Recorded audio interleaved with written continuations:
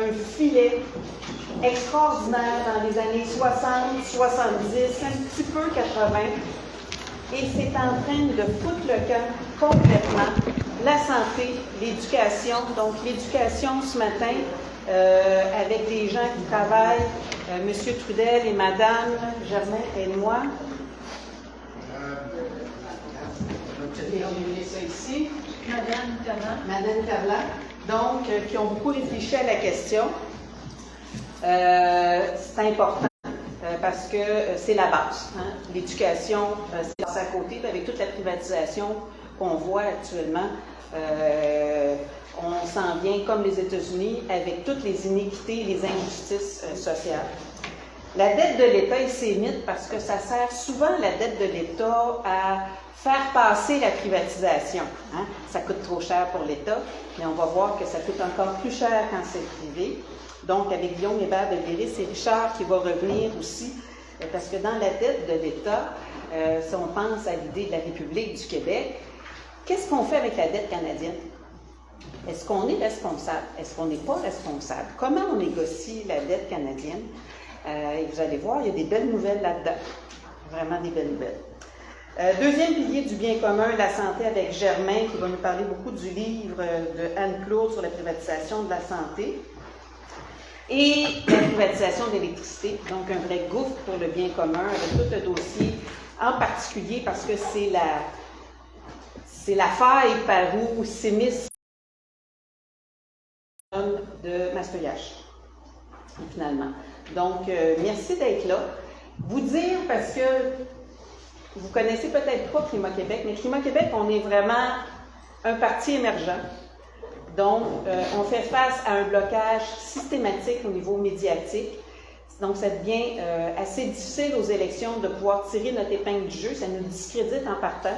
Ça a un gros impact sur notre financement. Puis, je veux vous le dire à quoi on ressemble par rapport aux autres. C'est important que vous le sachiez parce que tout ce qu'on fait avec l'argent qu'on a, c'est assez extraordinaire.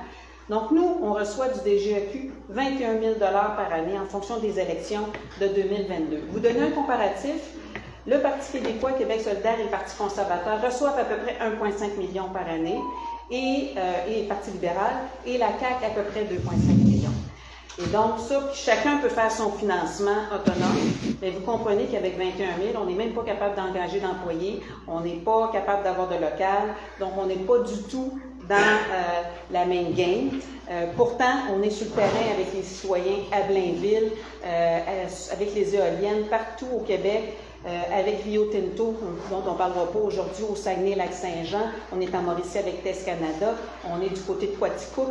On est du côté de Wootton. On est du côté aussi même de Terrebonne aux élections partielles. On est à Arthabasca aux élections partielles avec l'éolien aussi. J'ai des contacts même du côté du Témiscouata. Donc, on travaille là sur bien des dossiers à travers tout le Québec avec nos petits moyens. Et on s'attaque à des gros dossiers. Et le lien commun entre tous ces dossiers-là, c'est les lobbies. Et je vous en parlerai à la fin de la journée. Mais à un moment donné, il va falloir avoir le courage de faire face aux lobbies. Et je vous laisse aux différentes conférences. Et c'est Janie, donc, qui nous donne un gros coup de main sur le dossier de l'éolien, qui va être animatrice pour la journée et qui va donc vous présenter là, les différentes conférences. Bonjour tout le monde. Ça me fait plaisir d'être là. Oui. Tu nous as déjà présenté le panneau de la journée. Je vais juste vous présenter en quelques mots Richard Carrier, qui est spécialisé en économie. Il a fallu que je cherche c'est quoi un économètre. Je ne savais pas. Fait que pour ceux qui étaient comme moi, pas connaissants de ce mot, c'est quelqu'un qui modélise les phénomènes économiques, qui prédit les tendances, qui évalue l'impact des politiques économiques, puis fournit des informations quantifiées aux décideurs. Richard Carrier s'est spécialisé en finances publiques, en régulation économique. Il a déjà été chef de l'analyse économique au secrétariat des commissions parlementaires sur l'avenir politique et constitutionnel du Québec. Il a également assumé des fonctions de direction au Conseil du Trésor, au ministère du Revenu du Québec. Vous avez sa biographie complète sur une des feuilles qui vous a été remise. Donc, sans plus tarder, je le laisse vous faire sa présentation, qui s'appelle « La monnaie, la banque centrale et le commerce dans un Québec indépendant ». Merci beaucoup. Merci Martine pour l'invitation de participer à cette activité de l'Université d'été de Climat Québec. Comme vous allez voir, là, Martine l'a mentionné, c'est une présentation qui a été faite déjà dans les débats MQI et l'Action nationale à l'automne dernier, où le début de ce projet-là a été l'Action nationale qui a établi un gros nouveau projet concernant la souveraineté, concernant l'indépendance, et dont le thème était « Penser le Québec indépendant ». Donc, « Penser le Québec indépendant », ça va être la trame un peu de toute la présentation que je vais faire. Et ça a donné lieu à un article sur lequel moi j'ai publié en novembre dans la revue L'Action nationale, « Assumer les pouvoirs régaliens ». La présentation va être un résumé du texte qui a déjà été publié. Et le débat qui a eu lieu, bien, à l'automne, par la suite, le MQI, avec l'Action nationale, pour chacun des textes qui sont publiés, organise un débat. Donc ici, vous avez le panel où le texte a été présenté. Il y a Pierre Fortin qui était conférencier, commentateur, Pierre Beaune et Sylvie Monel.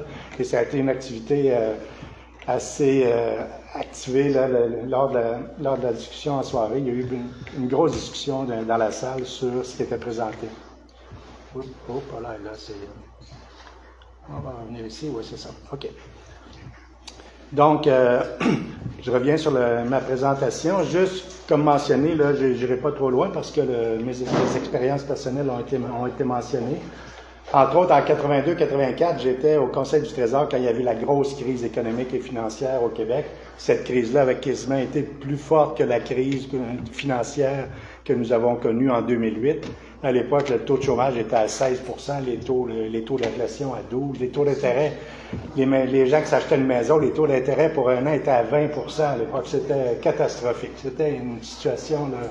Et tout ça découlait de la crise pétrolière qu'il y avait eu, là, quand les prix du pétrole ont explosé. Par après, tous les gouvernements ont des difficultés. Et ça, là, j'étais au Conseil du Trésor quand ça s'est passé. Donc, en 92, comme mentionné, j'ai été appelé à agir comme chef économiste. La commission parlementaire sur l'avenir du Québec, ici, il y a eu la commission Bélanger-Campeau, peut-être que certains d'entre vous connaissaient bien. À la suite de la commission, où c'était une commission bipartite, Parti québécois et Parti libéral qui était au pouvoir, Robert Bourassa. Par la suite, les commissions parlementaires ont eu la responsabilité d'aborder les mêmes sujets, mais là, en invitant des experts de l'extérieur, du Québec, du Canada et du monde entier, pour venir témoigner. Donc, ça a été des témoignages en commission parlementaire et ça a duré 1 an de grands débats et c'est un peu ce qui fait mon point de référence pour, par la suite, maintenant, commenter là, ce qui peut se passer sur l'actualité au niveau politique, sur l'avenir du Québec. Par la suite, j'ai travaillé à la Régie du gaz naturel et Régie d'énergie comme membre de la direction, mais aussi comme régisseur, juge administratif. Et là, nous prenions les décisions sur Hydro-Québec, les tarifs d'Hydro-Québec, les tarifs de gaz métropolitain à l'époque. Et quelque part, il y a un lien avec ce qu'on va regarder même cet après-midi. Faire un tarif, c'est un peu établir des prix, quelle clientèle vont payer. C'est un peu comme le ministère des Finances qui établit les impôts. Après ça, qui sont les bénéficiaires, qui reçoivent quel type de services et autres. Encore là, ça, c'est le Conseil du Trésor avec l'approbation des programmes. Et quelque part, les mêmes principes qui guident comment établir des bonnes décisions au niveau des tarifs, c'est exactement les mêmes principes qui guident le ministère des Finances et le Conseil du Trésor sur quelle offre politique proposer, à quel prix, quel tarif, au niveau de qui paye plus, qui paye moins. Tout ça, dans le fond, les thèmes se ressemblent beaucoup. Donc, c'est ça, 2020, je prévoyais, on avait prévu une présentation avec le MQI Société Saint-Jean-Baptiste, mais 2020, c'est l'année où il y a eu la COVID, donc ça a été déplacé.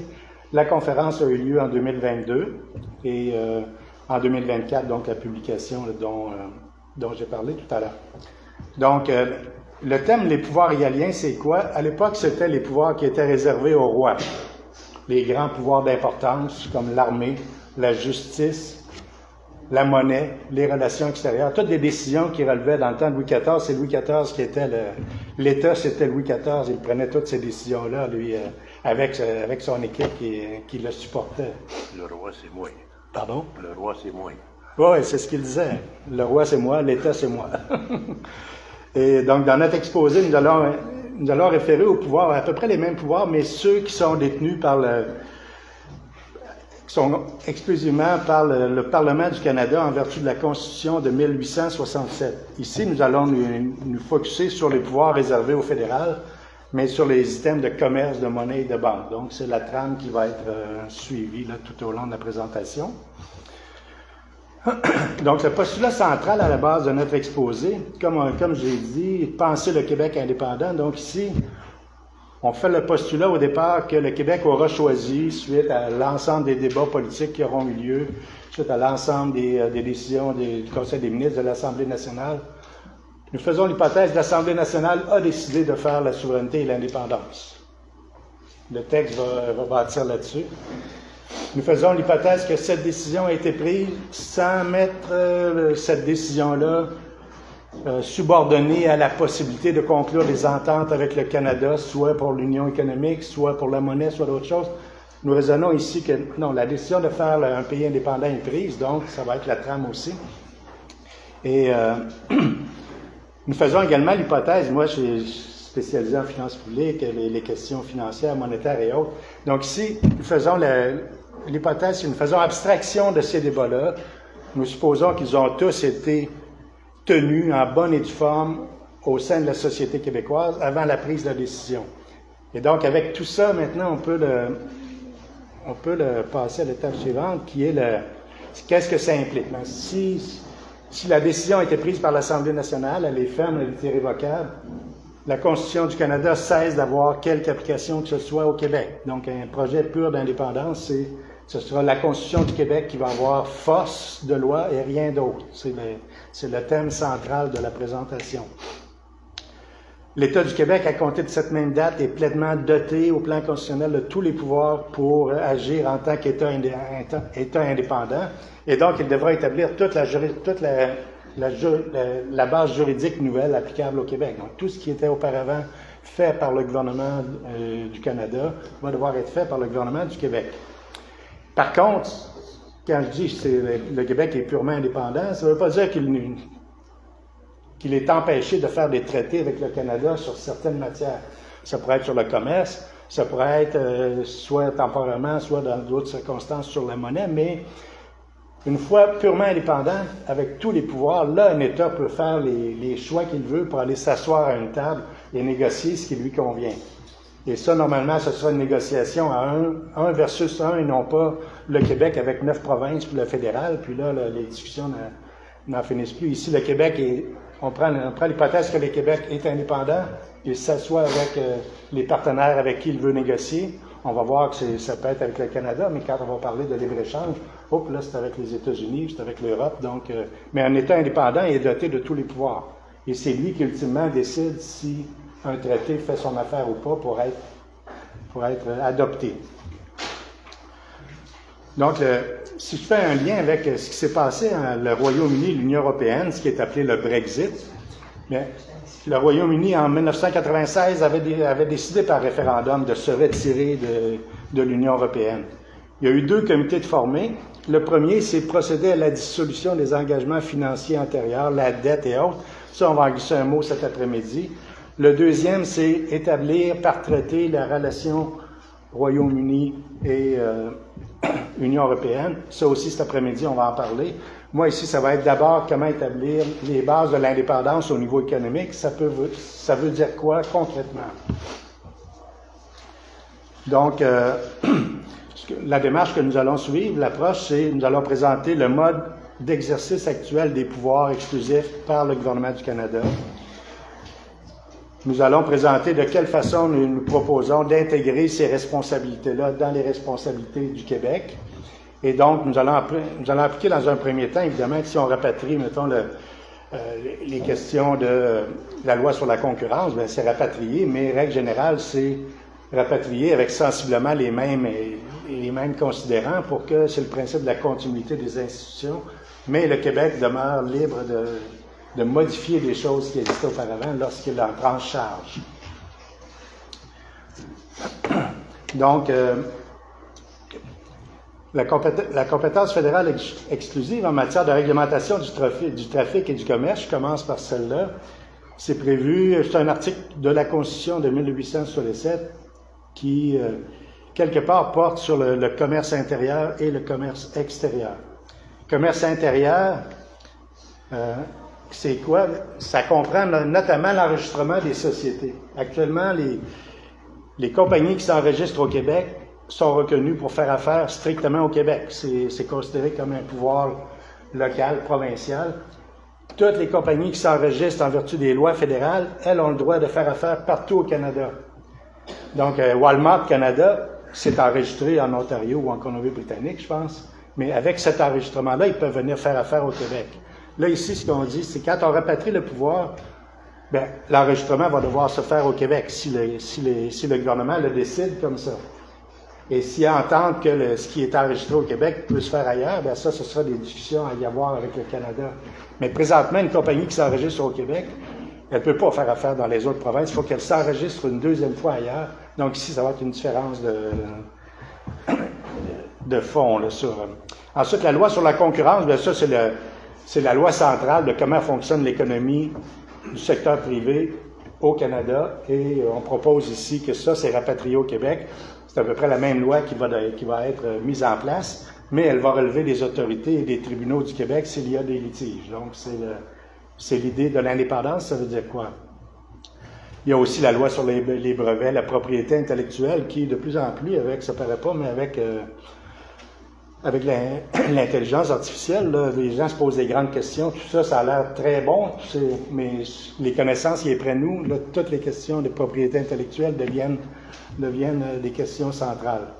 Donc, nous, ici, on propose, dans un cadre de réalisation de l'indépendance, tout ça est intégré dans les lois du Québec. Le commerce extérieur, bien, ça commence par la loi sur les douanes, les tarifs douaniers qui s'appliquent, et ça implique des postes de péage. C'est comme la protection du marché intérieur par rapport à toutes les entreprises du marché extérieur qui veulent venir faire affaire ici. Donc, ils doivent s'assurer de respecter la loi sur les douanes. S'il y a des tarifs douaniers à payer, bien, ils doivent les payer avant de faire affaire ici. Et ça, encore là, ici, c'est un des gros dossiers actuellement entre les États-Unis, le Canada et les États-Unis et plusieurs autres pays. Les États-Unis établissent des droits douaniers à leur propre façon, alors qu'auparavant, c'était des traités. Je mentionne par la suite le traité là, de l'OMC. C'était des règles où, quand il y avait des tarifs douaniers d'appliquer pour l'extérieur, en vertu des règles de l'OMC, ces tarifs-là devaient être les mêmes pour tout le monde. Le gros changement des États-Unis, non, il va y avoir un tarif pour le Canada, un tarif pour l'Union européenne, un tarif pour le Royaume-Uni, un tarif pour l'Inde. Et là, c'est tout nouveau. C'était pas là quand on a préparé le texte, mais ça montre à quel point d'avoir le pouvoir d'intervenir à ce niveau-là, mais c'est tout à fait d'actualité. Et ça va marquer même les économies dans les prochaines années.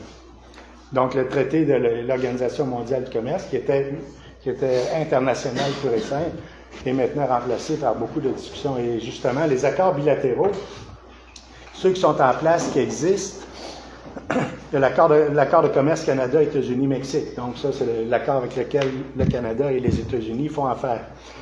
Et en plus de ça, bien, il y a un accord aussi qui a été signé avec l'Union européenne, un accord très élaboré.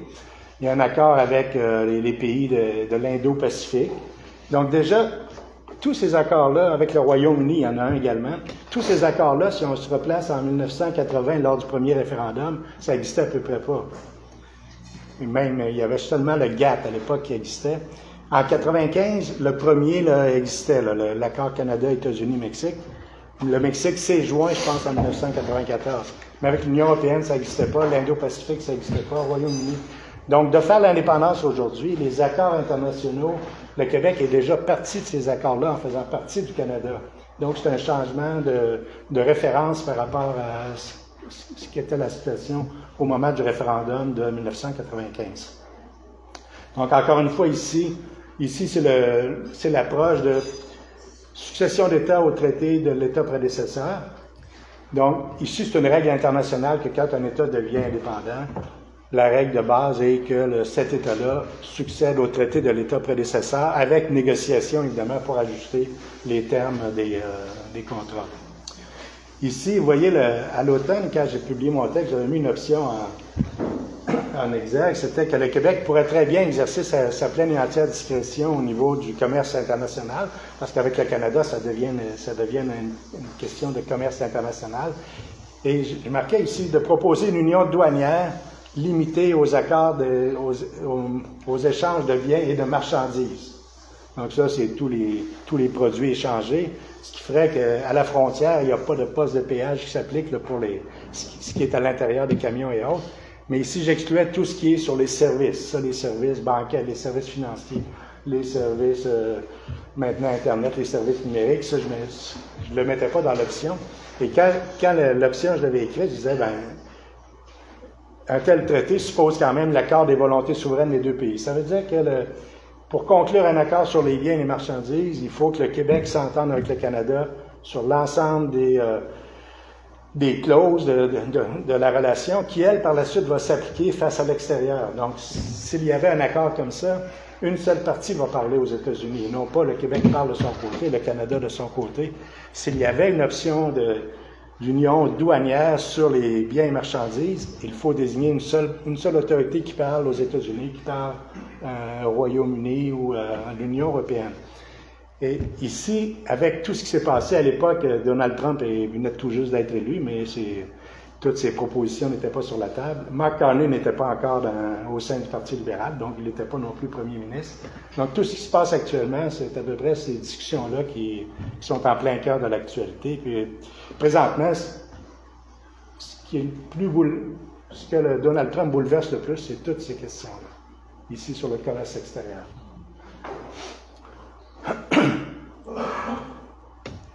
Le commerce intra-canadien, bien, ici, c'est l'accord de libre-échange à l'intérieur entre chacune des provinces canadiennes et avec le fédéral. Cet accord-là ça a commencé à être signé en 1994, et cet accord-là vient un peu compléter. Actuellement, les pouvoirs centraux sont tous exercés par le gouvernement fédéral. Mais avec cet accord-là, ils essaient d'élargir l'Union économique des provinces, et ça implique la signature de toutes les provinces. Et ici, très récemment, avec le gouvernement Carney, la loi C5, elle vient renforcer ces accords-là pour en faire même quasiment des accords qui ont préséance sur la Constitution au niveau des pouvoirs des provinces. Et donc, c'est tout juste dans ses débuts, mais ça va avoir des répercussions importantes dans les prochains mois, prochaines années. Donc, ici, nous faisions l'hypothèse que non, les négociations à 10, c'est terminé. Les négociations, s'il y en a, ce sera 1 à 1 et non pas 1 à 11 ou 1 à 13. Donc, c'est la base de ce qui était présenté ici. Tamisage des investissements étrangers, donc ça, je vais passer rapidement. C'est une grande compagnie qui est, genre à l'époque, il y avait Iron Ore qui avait des mines de fer dans le nord du Québec. Donc, une loi sur le tamisage des investissements étrangers, ça permet de mettre des contrôles sur qui a le droit de venir, à quelles conditions imposées par l'État du Québec une fois qu'il sera indépendant. Banque centrale québécoise. Là, je rentre Banque centrale, les banques à charte et la monnaie. Donc, la Banque centrale, à la base, ça veut dire quoi? Donc, les lois actuelles, la loi sur la Banque du Canada, la loi sur la monnaie, la loi instituant le dollar canadien, l'adhésion au Fonds monétaire international, tout ça relève du gouvernement fédéral exclusivement. Le Québec n'a rien à dire sur ces choses-là. Et donc, ce que nous postulons, c'est qu'il y aura besoin d'établir les mêmes lois au Québec, lesquelles s'appliqueront dans le fin fond des terres, comme sur la monnaie, bien sûr, on va le voir un peu plus tard, il peut y avoir des options, mais le Québec serait en pouvoir maintenant de décider s'il accepte ou pas ce qui est en vigueur, et s'il n'accepte pas, bien, il change les choses en place. Donc ici, j'ai mentionné ici, là, il y a plusieurs éléments qui supportent un peu cette question-là, mais on pense souvent qu'avec une banque, comme avec le Canada, il y a une seule banque centrale. C'est vrai aussi en Europe, mais en Europe, la Banque de France continue d'exister, la Banque d'Allemagne continue d'exister, et c'est ces banques-là qui encadrent les banques qui opèrent en France, qui opèrent en Allemagne et autres. Au Canada, c'est pas le cas. Au Canada, tout est centré au niveau du Parlement du Canada. Donc ici, je fais la mention que même si on devait conserver la même monnaie par entente et autres, d'après moi, il y aurait lieu d'établir tout de suite les institutions de Banque centrale du Québec et d'arranger les pouvoirs exercés par chacun. On va y revenir un peu plus tard. j'avance pour avoir le temps pour les questions par la suite. Les banques à charte fédérale. Donc, actuellement, l'enregistrement de toutes les banques à charte est réservé au gouvernement central. Actuellement, une banque européenne qui vient faire affaire, même au Québec, bien, comme règle générale, elle va s'enregistrer en vertu des lois fédérales en Ontario, puis elle va venir faire affaire au Québec. Parce qu'en étant enregistrés comme ça, ils peuvent continuer Il y a une banque d'Espagne qui est enregistrée puis qui veut venir au Québec, mais elle a le droit de le faire parce qu'elle est enregistrée là-bas. Donc ici, le même enregistrement, la question se poserait. Et le rôle des banques à charte est très important parce que c'est un peu elle on parle souvent de la création de monnaie, mais lorsque les taux d'intérêt sont utilisés, puis les banques à charte utilisent ça pour faire genre des prêts hypothécaires, des prêts automobiles ou des prêts à l'investissement. Bien, eux se trouvent à faire comme de l'expansion monétaire avec 1 million, ils peuvent prêter peut-être 7 ou 10 millions de dollars. Donc, c'est ce qu'on appelle la création monétaire par les banques privées. Et ça, actuellement, tout est géré par le fédéral. Nous, ici, nous faisons l'hypothèse que non, ça va devoir être relevé du Québec, quitte à ce qu'on adapte des mesures relativement similaires. Dans certains cas, peut-être pas dans tous les cas. Donc, sur la monnaie maintenant, il y a eu beaucoup de discussions au fil des ans. Règle générale, l'approche a toujours été que un Québec souverain indépendant utiliserait la monnaie canadienne comme monnaie ayant cours légal. Dans le temps de René Lévesque, ça a été la proposition en 1980. Dans le temps de Jacques Parizeau aussi, ça a été l'option que le Québec allait utiliser le dollar canadien. Ce qu'on mentionnait, c'est que pas nécessairement dans le cadre d'une union monétaire formelle, mais dans le cadre d'une union informelle, c'est-à-dire le Québec l'utilise sans avoir une entente formelle. Ça, c'était l'option 1.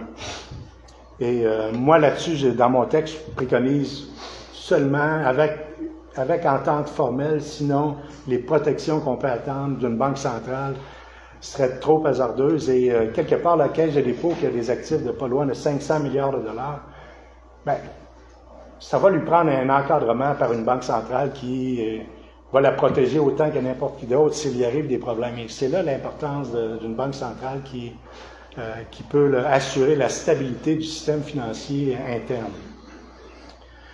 Donc, une autre option serait la création d'une monnaie québécoise avec une monnaie qui est flottante, un peu comme le dollar canadien, c'est une monnaie flottante sur les marchés internationaux.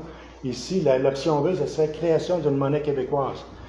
Ici, la plupart des experts disent qu'il y a très peu d'exemples d'un pays industrialisé aussi développé que le Québec qui a introduit directement une monnaie indépendante et flottante en commençant.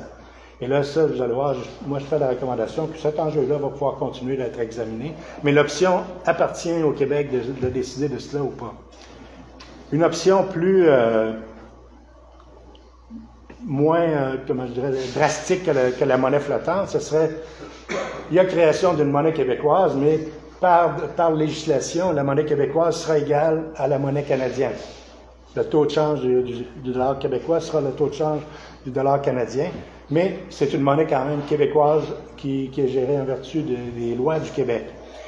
Ici, l'ancrage peut être avec le dollar canadien, mais ça pourrait être aussi avec l'euro. Le dollar canadien, il se fluctue beaucoup avec toutes les richesses du pétrole dans l'Ouest, puis les tensions économiques en Ontario. Moi, je considère l'Europe a peut-être un pattern d'un ensemble d'économies qui, globalement, ressemble peut-être plus à celui du Québec que celui du reste du Canada. Donc, il y aura une question à explorer s'il y a beaucoup de travaux à faire là-dessus. Et une dernière, ce serait je n'embarquerai pas beaucoup là-dessus, mais la cour basée sur un panier de devises, c'est qu'au lieu d'être ancré sur une seule devise, ça pourrait être une moyenne de 3 ou de 5 devises. Mais le même principe d'ancrage sur des monnaies qui existent, qui sont déjà là, en place. Donc, ici, l'enjeu de quoi choisir, moi, je dis une des choses importantes, c'est que l'option qui sera retenue devra permettre à la Banque centrale du Québec d'exercer efficacement un contrôle de la politique monétaire de son choix, les taux d'intérêt, les taux de change. Donc, il faut que la Banque centrale du Québec, idéalement, ait ce pouvoir-là. Donc ça, si on prend la monnaie canadienne, ça va être difficile. Assurer la stabilité du système financier, c'est toutes les règles de prudence pour éviter les faillites bancaires. Donc souvent, comme en 2008, ce qui est arrivé, c'est toutes les faillites de systèmes bancaires ou de grands groupes financiers.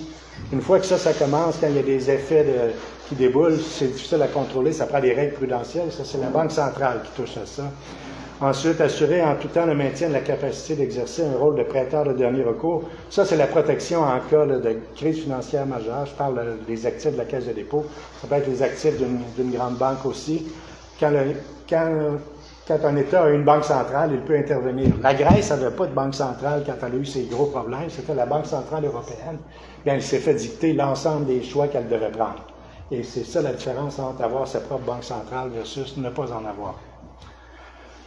Donc, l'option retenue, moi, je dis, à la suite de mon texte, j'ai pas tous les éléments en main pour dire, je recommande une monnaie québécoise à court flottant. Ici, je dis, tout ça, ça devra faire l'objet d'un examen par des spécialistes, des experts qui pourront faire des recommandations au gouvernement. Compte tenu du contexte du moment où l'indépendance arrivera aussi, si il y a des très gros enjeux financiers internationaux en même temps, bien là, ça peut jouer sur la décision à prendre. Si par contre, tout est réglé, il y a des ententes sur la dette, il y a des ententes sur le rapatriement des services fédéraux, tout est beau, ben, peut-être que là, le Québec a plus d'options entre les mains. Donc ici, le choix viendra. Juste pendant 2 minutes sur assurer la stabilité du système financier et la viabilité d'une monnaie. Donc, si on se donne une monnaie, bien, il va falloir essayer d'avoir une monnaie qui garde sa valeur, être capable de la défendre, qu'elle soit acceptée par les gens pour transiger au niveau international. À l'interne au Québec, c'est pas tellement le problème, mais dans tous les échanges internationaux, il faut avoir un système suffisamment solide qui inspire les acteurs internationaux pour l'utiliser. Et donc, pour que tout ça réussisse, donc ça va prendre un peu une décision du gouvernement du Québec d'agir quand même de façon responsable, gérer une économie saine et résiliente lors du passage à la souveraineté, une entente sur le passage des biens et des dettes de l'État canadien, une entente sur le rapatriement des services, un ratio de dette par rapport au PIB qui découle du tout raisonnable, et ça, là, j'en parle un peu cet après-midi. Et donc, à plus long terme, il faut viser la croissance économique du Québec. Je pense qu'avec l'ensemble des pouvoirs, le Québec va être capable d'améliorer de beaucoup ses perspectives de croissance économique. Mais ça, on l'aura une fois qu'on plonge et qu'on fait les choses à notre façon. Donc, le maintien d'un déficit budgétaire, bien, ça, c'est universel un peu. Le maintien de l'inflation à l'intérieur de certaines règles, c'est un peu universel aussi.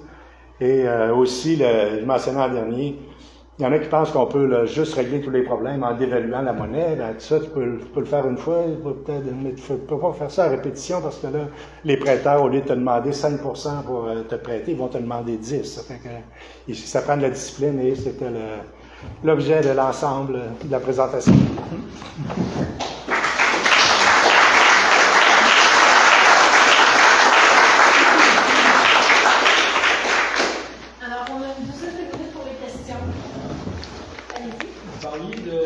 Centrales françaises qui sont dans l'euro, donc qui n'ont pas le pouvoir de choisir les taux d'intérêt, j'imagine. C'est quoi les prérogatives qui restent à la Banque centrale française?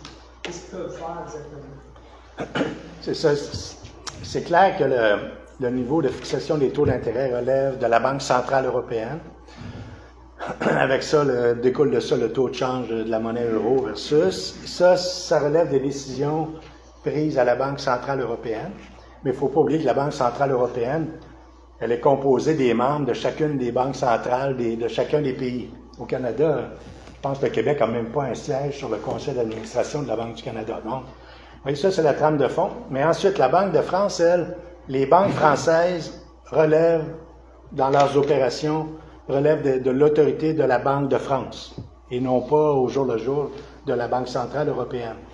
Et ça implique la surveillance, je parlais des les règles prudentielles, l'application des ratios de prudence pour que les banques évitent soient pas soumises à des possibilités de crise bancaire extrême.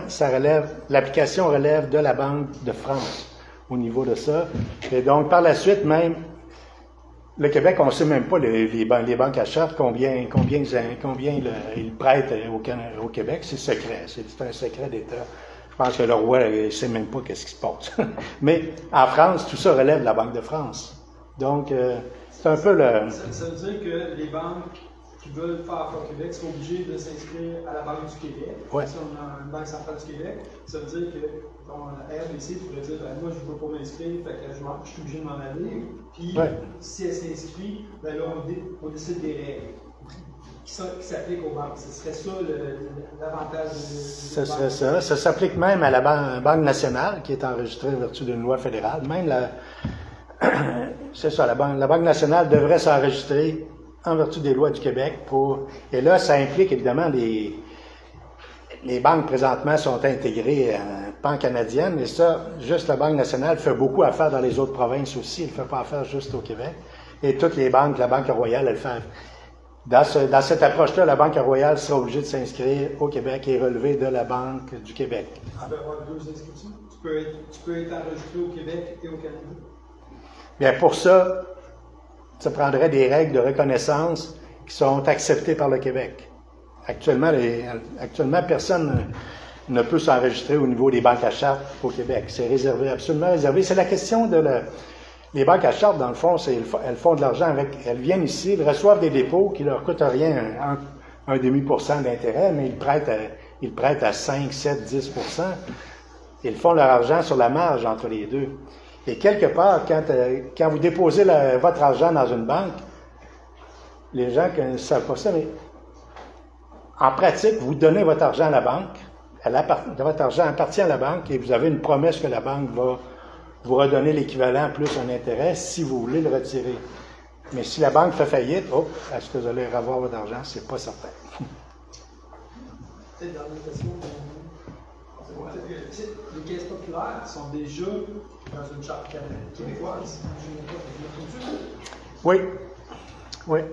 Elles sont. Ça, c'est merveilleux qu'on ait cet actif-là au Québec, les banques, les caisses populaires. Là. Je pense qu'elles représentent pas loin du tiers à peu près là, de l'ensemble du marché financier. Et c'est exceptionnel d'avoir ça parce qu'on le voit bien que tout ce que fait les caisses de jardin, c'est relié à l'activité au Québec et autres. Et les grandes banques, et même la Banque nationale, investit énormément dans le pétrole dans l'Ouest, dans les sables bitumineux. Toutes les banques à charte font ça. Et ça, nos dépôts vont là. Ils ne font pas grand-chose de risqué, les banques à charte canadiennes au Québec, là, les prêts hypothécaires, mais sont assurés par les institutions. Puis s'il y a des problèmes, c'est les particuliers qui payent, c'est pas les banques. Après ça, le prêt automobile, mais pour le reste, on ne sait même pas combien ils investissent ici. Oui, bonjour. C'est une question sur l'adoption d'une autre monnaie qui les changements et tout ça. Je me rappelle dans les années 90, au début des années 90, l'Angleterre, en fait, le Royaume-Uni, avait cherché à harmoniser sa monnaie avec, je pense que c'est l'euro à l'époque, ou c'est même pas l'euro, c'était peut-être avec l'Europe. Ouais. Et puis là, il y avait un George Soros qui avait parlé contre ça, qui a fait, baisser la valeur. Face à ça, d'avoir sa propre monnaie, est-ce qu'il y aurait des gens qui pourraient venir essayer de contrer cette prise de position? Est-ce qu'il y a des gens qui cherchent à faire baisser la monnaie ou quelque chose comme ça? Oui, ça a été une approche de spéculation là, extrême. Et ça l'a réussi parce que la Banque d'Angleterre ne s'attendait pas à devoir défendre sur des sommes aussi colossales. Et ça, oui, si on a notre propre monnaie, notre propre banque centrale, évidemment qu'on est un joueur moins gros par rapport à d'autres groupes, même le Canada ou l'Europe et autres. Et c'est un peu pour ça qu'ils ont créé l'euro. Mais moi, je dis la grande différence, c'est que en Europe, vous avez 27 pays autour de la table. Les décisions sont équilibrées pour les 27 pays. Vous n'avez pas un droit de veto mais au Canada, le Québec est une province sur 10. Maintenant, il y a des territoires. Et quand les décisions se prennent, quelque part, là, 1 sur 10, si c'était 10 sociétés différentes, ce serait un peu comme en Europe, mais ici, c'est 10 sociétés là, d'ascendance anglophone qui, pour eux autres, le Canada, c'est leur pays. Le Québec, ben là, nous, c'est peut-être d'autres choses. Pour moi, c'est cette différence entre 1 contre 10 versus 1 parmi 27. C'est un peu comme ça que je vois la différence. Banque du Québec versus... c'est sûr que la Banque d'Angleterre à l'époque, c'est vrai que ils n'étaient pas dans l'euro, mais ça avait été des questions d'utiliser... Le Royaume-Uni essayait d'utiliser la monnaie pour faire un peu du développement économique et autres, puis à l'excès, et là, c'est là que George Soros a dit, ils vont beaucoup trop loin, c'est impossible qu'ils supportent leur monnaie, et là, ça a été des milliards, là, qui arrachaient dans le marché quasiment à toutes les heures, et là, boum, la monnaie est tombée. Et même, non, c'est beau. On était là-dessus. On a une autre question ici, monsieur? Oui, Ah, vous avez... allez-y, je vous en prie, tiens, J'aurais deux questions, c'est deux en même temps ou une autre. J'ai deux. Je vais poser en premier. Assurez-vous par le fort. Ok, j'aurais deux questions. La première, c'est sur l'union douanière. Pensez pas que ce serait, ça me semble, à première vue, comme étant trop restrictif pour le Québec, ce qui ne nous permettrait pas d'avoir nos propres politiques. Je donne un exemple comme tant d'autres. L'élevage du bœuf en pâturage, c'est un élevage qui est permanent. Puis en plus, c'est un prix de carbone, alors que l'élevage du bœuf traditionnel, c'est une source de carbone. S'il y a une union douanière, je ne vois pas comment nous, on pourrait privilégier un par rapport à l'autre. Ma deuxième question. Je vais commencer par répondre à celle-là. C'est un très bon point. D'ailleurs, quand j'avais proposé l'option l'automne dernier, c'était pour dire, si on veut éviter que des contrôles aux frontières, des postes de douane, Québec, Ontario, Québec, Nouveau-Brunswick et autres, ça prend une union minimalement au niveau des marchandises. Et déjà, j'indiquais la difficulté. Quand on fait ça, on cède beaucoup de notre souveraineté sur chacun des éléments. Vous mentionnez le bœuf, mais le pétrole, c'est exactement ça, et autres. Et quelque part, avec ce qui se passe présentement avec les États-Unis et autres, moi, je pense que l'option, devient quasiment inapplicable sans entraver trop les pouvoirs que le Québec détiendrait. On serait obligé de céder trop le pouvoir de faire une union douanière. En Europe, le Royaume-Uni et l'Union européenne, il n'y a pas d'union douanière. Ça a été une des décisions finales qui a permis de terminer les discussions du Brexit. Le Royaume-Uni a dit aucune union douanière. Et ce qu'ils ont fait, c'est une harmonisation quasi parfaite, par contre, de bien par bien, que les mêmes tarifs s'appliquent, mais ce n'est pas dans le cadre d'un traité d'union douanière. La deuxième chose, parler de monnaie québécoise flottante par rapport à un pays de ressources. Si on fait ce genre de choses-là, est-ce que la Banque centrale du Québec aurait la capacité d'émettre de la monnaie? Parce que si tu augmentes ta masse monétaire, et les plateaux sur la scène, sur les autres, de quelle manière ça marcherait là? Est-ce que vous parlez dans le cadre où le Québec crée... Le Québec est souverain, on crée sa propre monnaie. Sa propre monnaie? Basée sur un panier de risques, comme ce que vous avez dit. Et c'est la première fois que j'entends ça, que j'essaie de poser des questions pour être sûr que je comprends. Est-ce que le Québec, cette banque centrale-là, aurait le pouvoir d'émettre de la monnaie comme toutes les autres banques centrales au monde, comme la Banque centrale américaine ou canadienne? Oui, en fait, le Québec émettrait sa monnaie, mais garantirait le remboursement par rapport à des monnaies étrangères sur la base de l'ancrage qui a été convenu, qui existe dans la loi. Puis il y a certains pays qui mettent ça dans la Constitution, que c'est le dollar, mettons, d'un pays va être égal au dollar américain, et c'est constitutionnel. Et ça implique de gérer là où c'est... En fait, évidemment que le maintien de l'ancrage va être compromis si le Québec a des politiques trop disparates par rapport à au groupe de la monnaie d'ancrage. Si on est ancré à l'euro, mais qu'on fait de la création monétaire, bien là, la Banque du Québec ne sera pas capable d'assurer le remboursement. Quand on parle d'ancrage, ça veut dire qu'une personne à l'international qui détient les dollars québécois peut demander la conversion exacte, supposons, en dollars canadiens ou en euros. Et ça, la Banque du Québec va pouvoir le faire si le système financier québécois est géré de façon prudente et de façon responsable par rapport, ça ne veut pas dire de copier exactement ce que font d'autres pays. Et toutes les mesures doivent être justifiées et être comprises dans un univers, dans une zone de responsabilité financière. Oui, merci. Merci pour votre présentation. Une observation d'abord. Ce qui m'apparaît le plus fondamental dans le dossier de la monnaie, c'est la difficulté de maîtrise du dossier de la part de monsieur et madame tout le monde, ce que nous sommes, et puis le besoin de se rassurer sur l'impact d'une monnaie pour un État. Aujourd'hui, dans le monde, il y a une seule monnaie, c'est le dollar américain. L'euro, c'est une monnaie forte, mais dans le monde entier, si vous allez n'importe où, c'est le dollar américain. Le dollar américain, c'est 60% de tous les commerces du monde. Donc, il n'y a qu'une seule monnaie, en fait, puis dans le monde, il n'y a qu'une seule banque centrale, c'est la Banque centrale américaine, c'est la Fed. Donc, on peut se rassurer sur le fait que, peu importe ce que nous choisirions, ça relève davantage d'un élément technique, parce que la monnaie, c'est axé sur la productivité du pays. Donc, si on est une république de bananes, notre monnaie, par rapport à la monnaie unique, le dollar américain, ne vaudra pas grand-chose. S'axer sur l'euro, ce serait suicidaire, parce que l'euro, c'est le marque allemand, déguisé en mouton, mais un mouton très imposant et qui vaut beaucoup trop cher. Et on ne pourrait plus vendre nos biens du jour au lendemain, puisqu'on passerait d'une monnaie. Ce matin, le dollar canadien vaut 60 sous, 60 centimes d'euros. Donc, si demain matin, on augmentait de 70% la valeur de notre monnaie, ce serait difficile aux gens de la bourse de vendre leur acier au Vermont le lendemain matin. Ce serait très difficile. Moi, ce qui m'intéresse surtout, c'est qu'on évite le sujet du fait qu'au Canada, en fait, c'est un oligopole.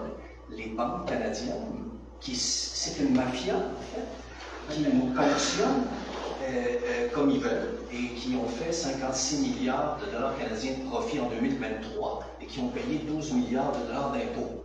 Donc, et après, par leurs subsidiaires, ils financent notre dette. Donc, l'argent qu'ils ne nous donnent pas, ils la gardent, et comme l'État est en faillite, on va emprunter sur les marchés, ils nous prêtent notre argent. Donc, c'est un cercle vicieux qu'il faudrait briser dans un Québec souverain. Et il faudrait surtout empêcher les banques, aujourd'hui, d'être banques de particuliers et banques d'investissement. Et il faudrait que, par exemple, en Allemagne, il y a 1500 banques sans but lucratif.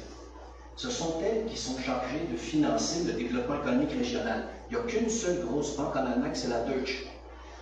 Et les autres, ce sont des banques sans but lucratif. Donc, je ne sais pas, quel est votre avis sur ça? Il ne faut pas se questionner sur ça davantage. Bien, au niveau de la première question, au niveau de la compréhension par le public des enjeux reliés à une monnaie, c'est évident que c'est complexe et ça demande un peu des explications à donner, mais ça demande au préalable d'avoir une idée assez claire vers où on veut aller. De là, un peu ma suggestion de reprendre le forum avec des spécialistes, des experts qui pourraient remettre sur la table les enjeux et autres. Et lorsqu'une décision serait prise de créer une monnaie québécoise, supposons par ancrage au dollar canadien ou à l'euro, certains ont proposé aux États-Unis, bien, quelque part en Europe, quand l'euro a été créé, tous les pays avaient leur propre monnaie et il y a eu une journée où les monnaies papier changeaient pour l'euro. Ça s'est passé dans une journée, c'était tous les pays abandonnaient leur monnaie papier pour passer à l'euro. Et ça s'est fait, évidemment que ça prend les caisses enregistreuses dans les épiceries pour que les prix soient en euros et non pas en francs, etc.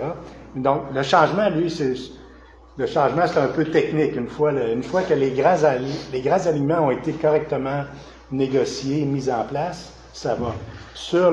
Par la suite, ce que font les grandes banques à chartes, ce que fait la Banque du Canada, il y a un point qui est, ceux qui savent à peu près, les banques centrales maintenant utilisent beaucoup, ils appellent ça l'assouplissement quantitatif, qui est les banques centrales achètent des sommes colossales, des produits financiers des gouvernements. Ils achètent ça des banques et donc avec ça, ils donnent des liquidités aux banques. Les banques, avec ça, reprennent un rôle plus actif dans l'économie. Mais tout ça, ça se passe présentement à la Banque du Canada Le Québec est très peu au courant de ce qui se passe là-dedans. Ça se passe avec 6 entreprises, ce sont les 6 grandes banques qui ont toutes leur place d'affaires à Toronto. Même la Banque nationale est à Montréal, mais ceux qui traitent des marchés financiers sont basés à Toronto à plein temps. Là, faut pas. Et je me demande sur les états financiers s'ils ne payent pas les impôts en Ontario plutôt qu'ici. Je ne sais pas ici, je ne connais pas assez le détail. Et donc, il y a plein de questions, évidemment, à regarder, mais tôt ou tard, si un État veut être indépendant, s'il choisit de se donner une monnaie, bien, il doit passer au travers aller chercher les bases de compréhension nécessaires pour prendre une décision éclairée et ensuite, bien, le pays va de l'avant. Ça va être la dernière question parce qu'on peut passer au projet conférencier. Je trouve qu'on est très, très ignorant de notre part.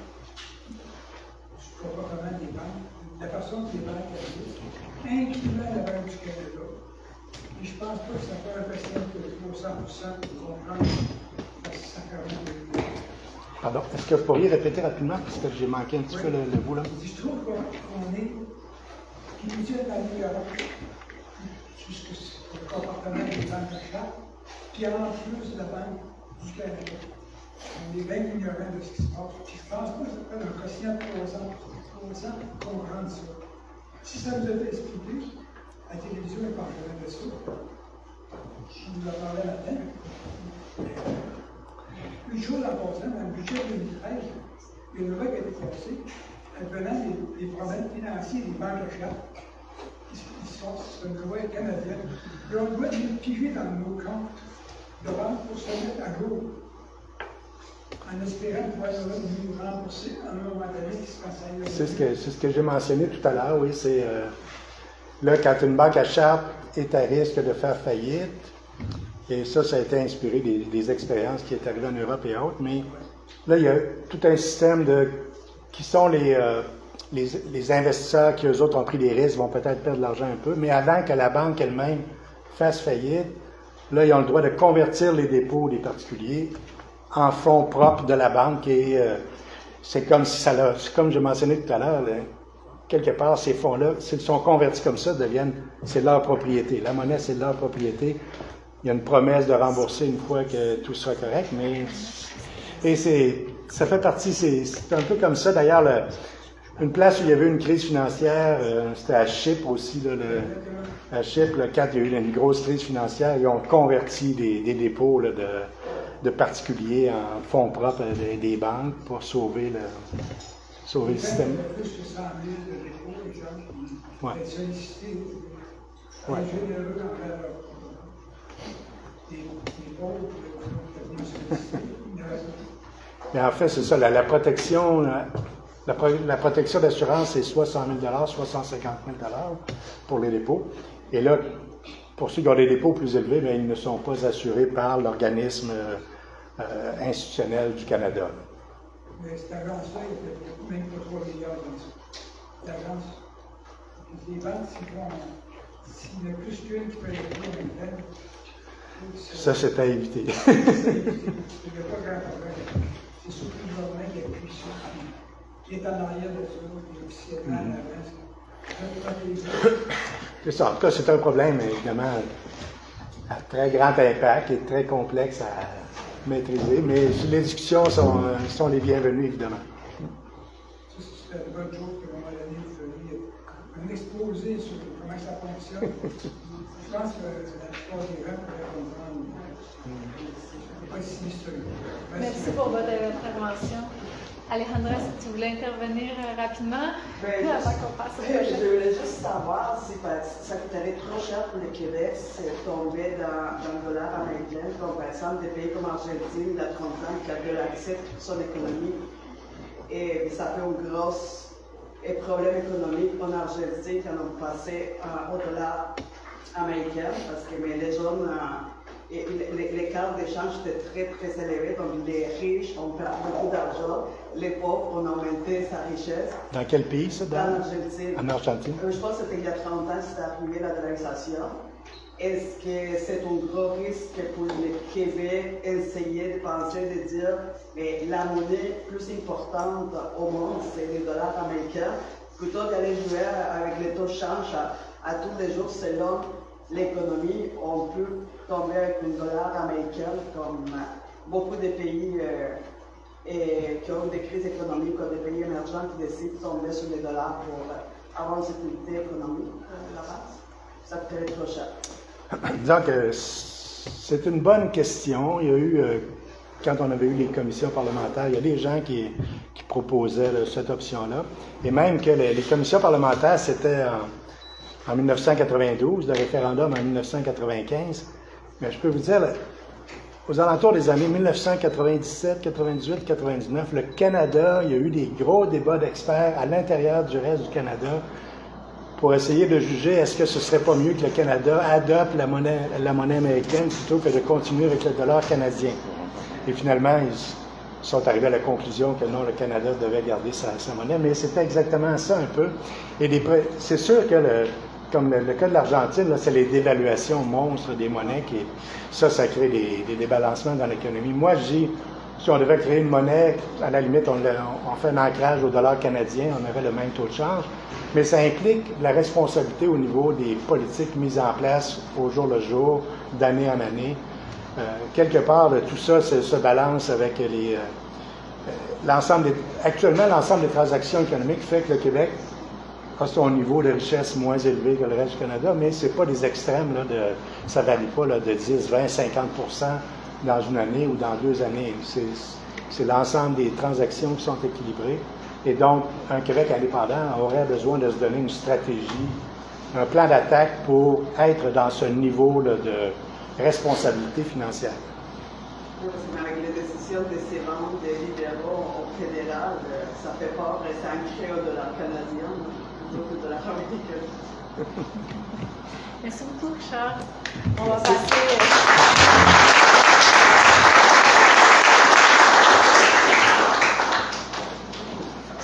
Je vais vous inviter à changer de place parce que pour la caméra, ça va être mieux ici. Donc, pendant que nos conférenciers jouent à la chaise musicale, je vais vous présenter notre prochaine équipe qui est Mouloud Idir. J'espère que je prononce bien son nom. Merveilleux. Alors, son intervention s'appelle l'instrumentalisation de l'immigration au profit des lobbies. Alors, Mouloud, il a une maîtrise en sciences politiques. Il est présentement chargé du dossier Travail migrant temporaire pour le syndicat des métallos à la FTQ. Il est aussi membre du conseil d'administration de la Ligue des droits et libertés du Québec et du comité aviseur de l'observation sur les inégalités raciales au Québec. Il a déjà coordonné le secteur Vivre ensemble du Centre Justice et Foi et la publication du livre Gestion du travail migrant en régime néolibéral. Donc, sans plus tarder, nous vous laissons avec Mouloud Idir pour la prochaine conférence. Alors, bonjour à tous et à toutes. Merci pour l'invitation à Germaine Dallaire et Martine Ouellette. Ça me fait... Ouais, j'ai dit merci aux 2 personnes qui m'ont invité. Ça me fait plaisir d'être ici. Ça me fait d'autant plus plaisir d'intervenir sur cette question migratoire dans une université d'été qui a choisi comme titre Indépendance et bien commun. Donc de réfléchir à la question migratoire et d'essayer de l'arrimer au bien commun, c'est pas une mince tâche, comme vous le savez, dans le contexte actuel où les discours prédominants, en tout cas les discours publics, ceux des acteurs politiques, vous les connaissez tous et toutes. Donc c'est des discours de réduction, c'est des discours... Ah ok, donc c'est ça. Donc... Ouais, alors je vais essayer. Donc je disais qu'il n'est pas facile dans le contexte actuel de faire valoir un discours sur l'immigration qui aille dans le sens du bien commun, qui aille dans le sens de la défense des droits humains, qui aille dans le sens de la justice sociale. Vous qui avez à cœur la question climatique, il y a un concept qui circule autour des questions environnementales et questions écologiques, c'est le concept de justice climatique. Il y a de plus en plus au sein de la société civile, dans les groupes de défense des droits des personnes migrantes, un concept analogue qui essaye d'émerger, c'est celui de la justice migrante. C'est-à-dire d'essayer de réfléchir cet enjeu-là dans une optique de justice et de défense de droits. C'est pas une mince tâche, si vous voulez, dans le contexte actuel. Donc moi, on m'a appelé pour intervenir sur cette question. Je suis chargé de projet sur la question pour le syndicat des métallos, qui est le plus important syndicat du secteur privé au Québec. Je travaille pour eux depuis une année essentiellement. Le job qu'on m'a donné, le mandat qu'on m'a donné chez les métallos, c'est d'essayer surtout de recenser la question du travail migrant temporaire. C'est surtout la question qui préoccupe notre syndicat. C'est le défi majeur qui se pose à l'ensemble du milieu syndical, parce que la migration temporaire, qui est celle sur laquelle je vais intervenir essentiellement, mais je vais quand même faire un tour d'horizon des principaux programmes. La migration temporaire pose énormément de défis au milieu syndical, parce que telle qu'elle a été pensée dans le passé, la migration temporaire n'a pas été pensée pour des milieux syndiqués, si vous voulez, pour aller très vite et dire les choses très rapidement.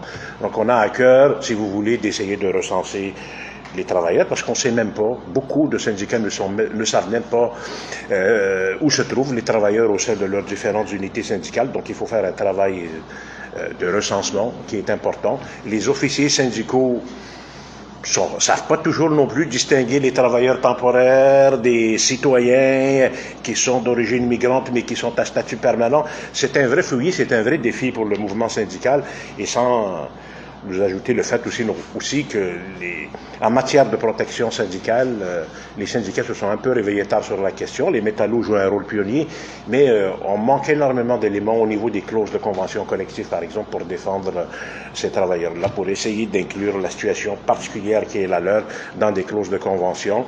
Et aussi, on bute sur des défis qui sont importants en ce qui consiste à savoir qu'est-ce qui prévaut. Est-ce que ce sont les règles de la convention collective en milieu syndiqué ou bien ce sont les règles d'immigration? Tout ça rentre souvent en contradiction. Alors l'immigration, l'instrumentalisation de l'immigration au service des lobbies, je vais essayer de cadrer mon propos pour faire justice à ce titre. Vous allez voir que la grande logique qui sous-tend les politiques migratoires actuellement, c'est une logique qui est assez néolibérale, très dérégulé, le milieu migratoire, et les lobbies, tout au long de ma présentation, vous allez percevoir un peu qui ils sont. Vous allez voir, ce sont surtout les acteurs du secteur privé qui prédominent dans les espaces où s'élaborent, si vous voulez, les politiques migratoires et les grandes orientations étatiques. Alors, la migration, les programmes migratoires et les voies d'entrée, c'est très complexe, il y a énormément de voies d'entrée en matière migratoire. Ce qu'il faut savoir, c'est tout simplement d'abord pour ce qui est de la question de l'immigration permanente, la dimension économique de l'immigration permanente, vous avez les travailleurs qualifiés qui viennent par le biais de... On peut devenir résident permanent par le biais de deux programmes, le programme des réguliers des travailleurs qualifiés, là, qui va prendre fin en décembre, le programme spécialisé des travailleurs qualifiés. Il y a également une possibilité de devenir résident permanent par le biais du programme de l'expérience québécoise, bien qu'il a été mise à mal récemment par les différentes mesures de la coalition Avenir Québec, et il y a différents programmes pilotes d'immigration permanente. Je pourrais vous donner des références si vous voulez les connaître, les programmes pilotes qui existent en matière d'intelligence artificielle et tout, pour les pêches. Donc il y en a énormément. Il y a également dans le volet immigration permanente les gens d'affaires, les investisseurs, vous avez les programmes des entrepreneurs et les travailleurs autonomes. Tout ça, si vous voulez en savoir davantage, là, parce que je ne veux pas m'attarder là-dessus mais si vous voulez en savoir davantage, je pourrais vous donner des sources qui vous permettraient d'aller plus loin sur ces questions-là. La question, il y a également dans le volet immigration permanente la question du regroupement familial. Ça, ce sont des personnes, c'est le volet du système d'immigration au Canada, donc qui permet de ramener les membres de leur famille. Donc la majeure partie, c'est autour de 90% du programme de regroupement familial comprend le volet donc de la réunification des conjoints. Donc soit des épouses qui parrainent des gens de l'extérieur, qui seraient leurs époux ou inversement, les conjoints de fait, les partenaires conjugaux, les grands-parents aussi de personnes qui sont ici, qui sont établis, qui sont soit des résidents permanents ou des citoyens. Tout ça, le volet des gens d'affaires, le volet donc des travailleurs qualifiés, le volet du regroupement familial, pour aller très vite, c'est ce qui constitue la grande constellation de l'immigration permanente.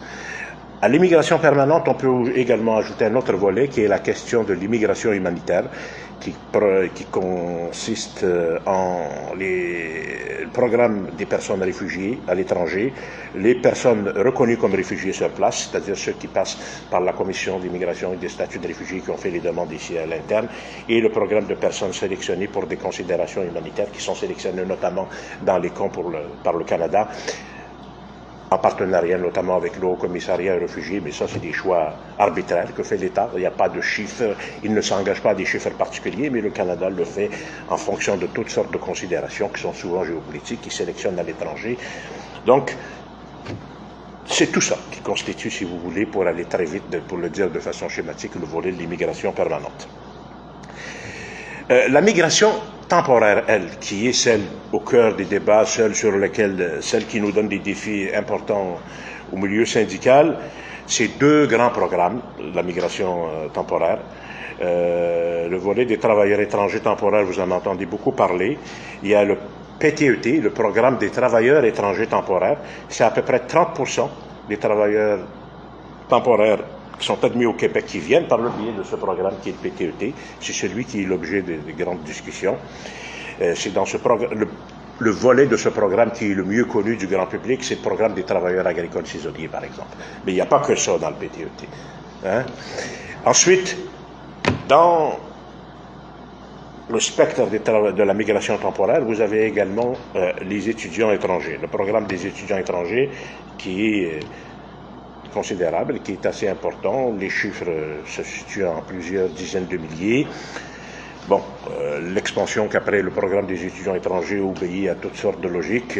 Ça permet de pallier le définancement public des universités. Là, on voit bien, vous avez entendu dans les médias récemment, l'université de Chicoutimi qui a des problèmes financiers tout simplement à cause de la réduction dans les critères pour les programmes pour les étudiants étrangers. Donc, c'est une manne. Ça a été longtemps une manne pour le Canada et pour énormément d'universités. Donc, ça fait partie du spectre de la migration temporaire. On en a également dans nos milieux métallos. Je vais y arriver à la composition de la migration temporaire qui est la plus présente dans nos milieux. Donc, vous avez ceux qui viennent donc par le biais du PTET, c'est 30%. Vous avez également un deuxième programme qui est le programme de la mobilité internationale, c'est 70% des travailleurs étrangers temporaires qui viennent par ce biais-là, et vous avez les étudiants internationaux. Ça, c'est la grande catégorie de la migration temporaire. Le programme des travailleurs étrangers temporaires, c'est celui où se trouve la grande partie des travailleurs à statut temporaire qui sont présents dans nos milieux de travail. Bien entendu, l'écrasante majorité des personnes qui viennent par le biais de ce programme-là viennent par, vous en avez tous entendu parler, le biais des permis de travail fermés. Donc, les volets du PTET, je ne vais pas rentrer dans les dimensions techniques. Là, vous avez les postes à bas salaire et les postes à haut salaire. Comment est-ce que sont déterminés les postes à bas salaire et les postes à haut salaire au niveau du PTET? Est-ce qu'il y en a qui le savent parmi vous? Quelqu'un le sait? C'est en fonction d'un salaire médian.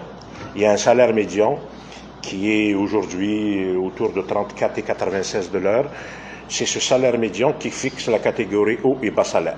Et bien entendu, en fonction du fait que vous êtes dans le haut salaire du PTET ou dans le bas salaire, l'accès à la résidence permanente est déterminant. La majorité de ceux qui sont en tout cas présents dans nos unités de travail chez les métallos sont souvent des travailleurs qui sont dans la catégorie bas salaire.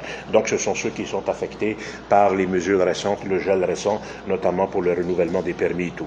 Ce sont des catégories pour lesquelles il est plus difficile également d'accéder à la résidence permanente, et par voie de conséquence, ce sont les catégories qui ont le plus de difficultés également à faire du regroupement familial pour leurs conjoints.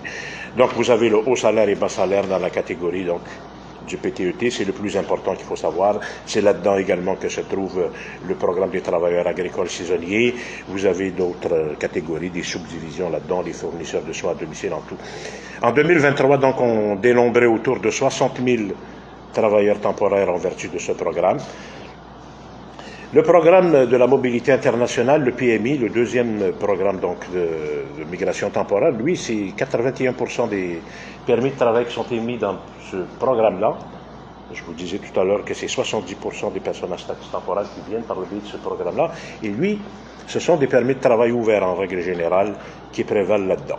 Ensuite, la question des programmes des travailleurs étrangers temporaires, des étudiants étrangers.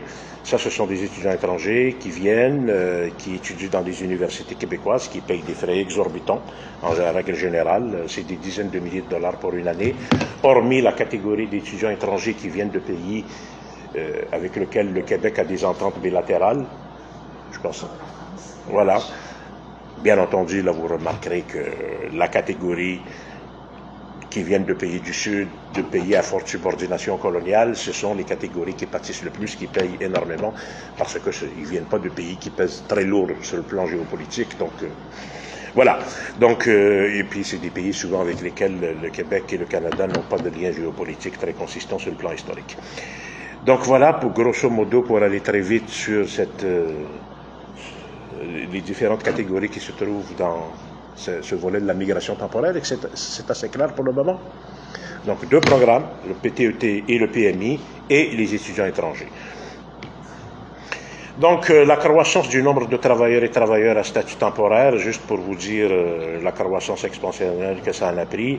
Donc, le nombre de titulaires de permis délivrés par année dans chacun des programmes a augmenté de manière importante entre 2019 et 2023. Et les titulaires de permis de travail au sein du PTET ont augmenté de 153%. Ceux au PMI à 42%, et les titulaires d'un permis d'études pour étudiants étrangers entre 2019 et 2023 de 36%. Ce qu'il faut savoir, c'est que dans cette grande constellation des travailleurs qui sont à statut temporaire au Québec, si on inclut les travailleurs étrangers temporaires qui viennent par le PMI, le PTET, si on inclut les étudiants internationaux et d'autres catégories, on arrive à un spectre d'à peu près 1 demi-million de personnes qui sont résidentes temporaires au Québec. 1 demi-million de personnes qui travaillent à statut temporaire au Québec, qui sont dans la précarité.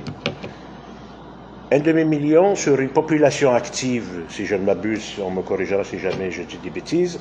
La population active au Québec, on l'estime à 4,5 millions. Donc c'est quand même un élément considérable actuellement. Donc c'est à peu près 12% de la population active québécoise qui est dans cette catégorie de travailleurs étrangers temporaires. C'est ça qu'il faut garder en perspective. Donc, ce qu'il faut savoir, c'est que pour le PTET, je veux juste vous donner l'évolution, je vous l'ai donné en pourcentage de 2019 à 2023, le nombre de travailleurs étrangers temporaires est passé de 23 000 à 60 000. Au sein du programme de mobilité internationale entre 2019 et 2023, il est passé de 52 000 à 79 000 et les étudiants étrangers sont passés de 51 000 à 79 000 entre 2019 et 2023. Là, je vais essayer d'aller très vite là-dessus. Au syndicat des métallos, au sein de la FTQ, on rechigne de plus en plus à utiliser le terme de travailleurs étrangers temporaires. On préfère parler de travailleurs migrants temporaires, tout simplement parce que le recours à cette expression de travailleurs étrangers temporaires, il a ses pièges. D'abord, dire qu'ils sont étrangers temporaires, ça tend à normaliser le fait qu'ils sont étrangers. Donc, c'est implicitement accepter le fait que ce sont des gens qui sont destinés à retourner chez eux. J'y reviendrai, pourquoi c'est piégeant. Et donc, tout simplement parce qu'en faisant d'une part, on se rend compte de plus en plus que la majorité des travailleurs temporaires qui viennent ici à statut temporaire comblent des besoins qui sont permanents. Ça, c'est clair, net et précis. Et en réalité, quand le ministère de l'Immigration fait des sondages internes, on a eu accès à quelques données du ministère de l'Immigration, que ce soit du MIFI, que ce soit Emploi et Développement social canadien, quand ils font des sondages internes pour savoir quels sont les objectifs de vie des travailleurs qui viennent ici, même quand ils viennent par le biais des programmes temporaires, dans la majeure partie des cas, ce qui les amène ici, c'est des projets de vie. Donc, l'aspiration, c'est souvent la migration permanente. Donc, on suggère donc de parler de travailleurs migrants temporaires et non pas de travailleurs étrangers temporaires. Je vais très vite là-dessus. Ça pourrait faire l'objet de grandes discussions sociologiques et tout ce que vous voulez. Moi, ce que je pense, c'est que depuis 2006, nous sommes passés à un grand tournant au niveau des politiques migratoires canadiennes. Là, je m'appuie sur les travaux des meilleurs spécialistes de la question, de l'ancien rapporteur spécial des Nations Unies sur les droits des migrants, qui est un Québécois d'ailleurs, François Crépeau. Je m'appuie sur le travail du démographe Victor Piché, je m'appuie sur les travaux de la sociologue Hélène Pellerin. Ce qu'on nous dit, c'est qu'on est passé d'une logique d'immigration à un paradigme qui est celui de la mobilité. Qu'est-ce que ça veut dire, ce paradigme de la mobilité? Ce qu'il faut savoir, c'est que depuis 2006 au Canada, sous Stephen Harper, bien entendu, un grand tournant a eu lieu, et c'est ce grand tournant de 2006, c'est l'année pivot, justement, où le nombre de personnes, si vous voulez, de migrants temporaires admis au Canada va supplanter définitivement le nombre de migrants permanents présents sur le territoire. Donc, depuis 2006, il y a plus de personnes qui viennent comme personnes migrantes au Canada avec des statuts temporaires plutôt qu'avec des statuts permanents. J'ajoute qu'il est factuellement attesté que ce recours de plus en plus marqué aux travailleurs migrants temporaires, d'une part, ça augmente fortement les inégalités entre les migrants et les citoyens, entre les migrants eux-mêmes, c'est-à-dire les personnes migrantes qui viennent par le biais de l'accès à la résidence permanente et ceux qui sont à statut temporaire. Donc, et je pense que malheureusement, c'est seulement depuis quelques années que nous semblons prendre conscience de tous les effets, en tout cas de tous les méfaits générés par ce tournant migratoire qui a eu lieu, en tout cas, qui a eu lieu au sein des institutions canadiennes, même jusqu'à très récemment, la majeure partie de la population était exclue du débat, qui a fait en sorte que ce tournant ait eu lieu. Donc, ça remet en cause également, je pense, ce tournant pour la mobilité. C'est un tournant qui remet en cause un principe important des politiques migratoires canadiennes. Parce que même si les politiques migratoires canadiennes sont très sélectives, sont hyper élitistes, les critères à partir desquels on peut se qualifier pour venir migrer au Canada sont hyper... oui, donc c'est une immigration très sélective. En dépit de ça, le système migratoire canadien, il avait un principe d'équilibre pendant très longtemps. Le principe d'équilibre, c'est le fait que toute personne migrante accéder notamment à la citoyenneté au bout de 3 ans, au bout de 4 ans, au bout de 5 ans. Ça, c'était le principe d'équilibre au cœur du système canadien. Donc, avec la migration temporaire, ce principe d'équilibre, c'est un principe qui est rompu. Donc, l'idée qu'une personne migrante peut aspirer à l'immigration permanente, c'est un principe qui ne va plus de soi. Alors, on m'a dit l'immigration, l'instrumentalisation de l'immigration au profit des lobbies. Bon, vous voyez très bien quels sont les organismes et les acteurs qui pèsent très bien là-dedans. C'est l'Alliance des conseils sectoriels, la Fédération canadienne de l'entreprise indépendante, la Chambre des commerces. Ce sont généralement ces acteurs-là qui sont structurants et déterminants dans les lieux où s'élaborent les grandes politiques, les orientations migratoires, selon la perspective donc de l'État investisseur et non plus de l'État-providence. Les justificatifs patronaux qui sont généralement donnés pour le recours à la migration temporaire, c'est celui qui consiste à dire qu'il faut répondre à des besoins de main-d'œuvre sur le marché du travail. Là, comme vous le savez tous et toutes, il y a un grand débat qu'on peut ouvrir. Le débat, c'est de savoir s'il y a une pénurie de main-d'œuvre ou pénurie de bonnes conditions de travail dans certains secteurs qui fait qu'on est obligé d'aller chercher des travailleurs à l'étranger. Notre syndicat, le syndicat des métallos, il s'est positionné sur cette question-là. Nous, dans le contexte de la COVID notamment, dans le contexte des dernières années, surtout pour les entreprises en région, on a consenti quand même à accepter ce recrutement à l'étranger en demandant qu'il soit balisé au niveau des conventions collectives et en demandant surtout, et ça la prise de position de notre ex-directeur Dominique Lemieux, d'en discuter récemment Martine Ouellette avec notre directeur actuel, ce qu'on a toujours demandé, est-ce qu'il y a une limitation au niveau des pourcentages de travailleurs migrants temporaires au sein des différentes unités de travail. Nous, la position des métallos, qui est antérieure à mon arrivée chez eux, en tout cas c'est une position qui consiste à dire qu'il ne devrait pas avoir plus que 10% de travailleurs à statut temporaire étrangers au sein d'une unité syndiquée. Il y a des grandes implications quand vous avez énormément de travailleurs temporaires au sein d'une usine. C'est très difficile pour le rapport de force, pour l'implication syndicale. La précarité de statut qui est la leur fait que ce n'est pas ceux qui vont être prompts à se mobiliser. Pas parce qu'ils sont aliénés, pas parce qu'ils sont heureux, mais c'est parce qu'ils sont attachés. Les permis de travail C'est du travail non libre, pour dire réellement les choses, et ne pas tourner autour du pot. Et ce côté non libre lié au permis nominatif et au permis fermé, c'est celui, je ne sais pas qui a soulevé ça tout à l'heure, là, quand on a parlé du rapporteur spécial sur les droits des migrants, le rapport de Tomoyo Bokata qui parlait de forme apparentée à de l'esclavage contemporain. Donc ça, c'est quand même l'ONU qui le dit, au terme d'un travail d'enquête important. Le défi que ça nous pose pour le milieu syndical, il est énorme. Donc, quand je suis arrivé et que j'ai essayé pour le syndicat des métallos de recenser un peu ces travailleurs, j'ai fabriqué un sondage, je l'ai envoyé à nos sections locales. Le défi, il est énorme parce que, en règle générale, quand les employeurs recrutent des travailleurs étrangers temporaires, le syndicat, pour le moment, n'est pas toujours partie prenante du processus de recrutement. Donc, on ne sait pas toujours combien ils sont, de quel pays ils viennent, sous quel permis de travail ils viennent, la date d'expiration de leur permis de travail. Donc, tout ça fait l'enjeu, si vous voulez, du travail que nous essayons de faire actuellement. Donc, on essaye de s'équiper en termes de clauses de convention collective, mais il y a aussi des revendications intersyndicales, la FTQ, la CSN et d'autres syndicats, pour faire en sorte que ces éléments-là, les syndicats puissent avoir de meilleurs outils de protection. Donc, cette question-là de l'accès, des accords préalables de syndicats, c'est quelque chose qui est très important. Le recrutement au niveau étranger des travailleurs étrangers temporaires, c'est confié à des agences de recrutement privées. C'est de la grosse argent qu'il y a là-dedans. Les syndicats sont pas toujours partie prenante du processus de recrutement à l'étranger. C'est très, très, très dérégulé. On manque d'outils juridiques et d'outils, en tout cas, pour pouvoir faire en sorte que les pratiques de recrutement soient mieux régulées. Donc, la question de la réunification familiale est une question importante. C'est d'une grande injustice, si vous voulez. Donc, cette question-là de la séparation familiale, en allant à la rencontre des travailleurs, j'ai pu voir à quel point la majorité d'entre eux et d'entre elles, même si chez les métallos, la majeure partie des travailleurs étrangers temporaires sont surtout en milieu masculin, l'industrie, la transformation du bois, si vous voulez, le manufacturier, c'est surtout des hommes, mais on a aussi des femmes dans certains secteurs, en hôtellerie, dans les résidences pour aînés, tout ça. Mais la majeure partie des cas, quand on consulte nos travailleurs, on voit bien que leurs aspirations, c'est l'accès à la résidence permanente.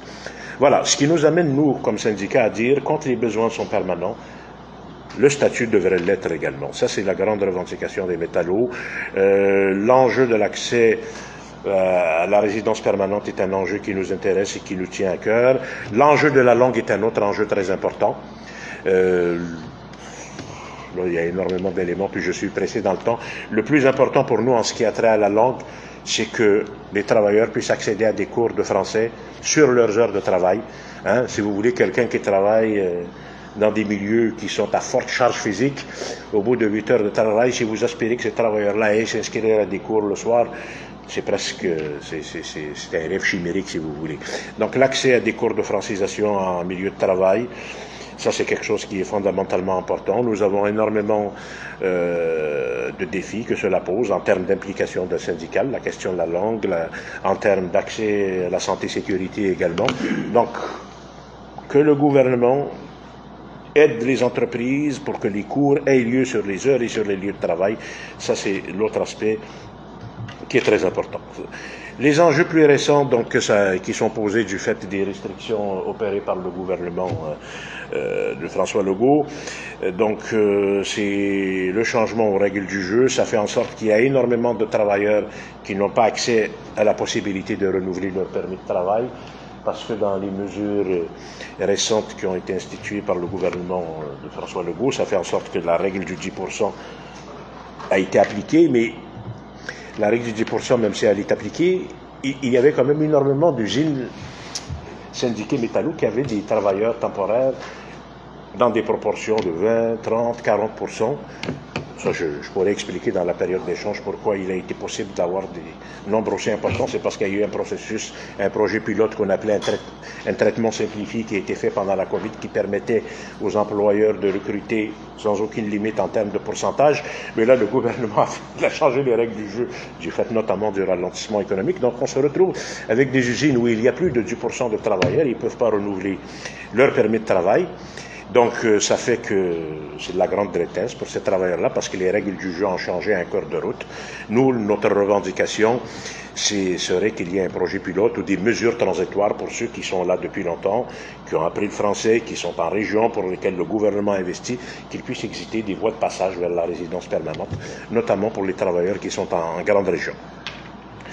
Voilà, donc on estime que les mesures actuelles à l'échelle canadienne, les mesures récentes qui font en sorte qu'il y a des travailleurs qui ne peuvent pas renouveler leur permis de travail, on estime quand même que c'est autour de 775 000 personnes qui pourraient être affectées, qui pourraient tomber tout simplement dans l'immigration irrégulière. Voilà. Donc, les grandes revendications, c'est l'abolition des permis fermés. Ça, c'est la grande revendication. Mais ça va pas de soi. Il n'y a pas de consent. Ce qui est sur la table actuellement, c'est des permis sectoriels, c'est des permis régionaux, c'est pas la position des métallos. Nous, on est véritablement pour l'abolition des permis fermés, mais aussi pour une de notre revendications, c'est que l'immigration temporaire soit ramenée dans le volume des niveaux d'immigration permanente, si vous voulez. Donc, mais retenez cette question-là des permis fermés. Une citation de notre directeur Dominique Lemieux qui ne souffre pas d'ambiguïté, qui montre très clairement la position qui est la nôtre. Il dit, en théorie, les travailleurs temporaires ont les mêmes droits que les citoyens, mais en pratique, ils ont peur de dénoncer des situations inacceptables, de crainte d'être renvoyés chez eux.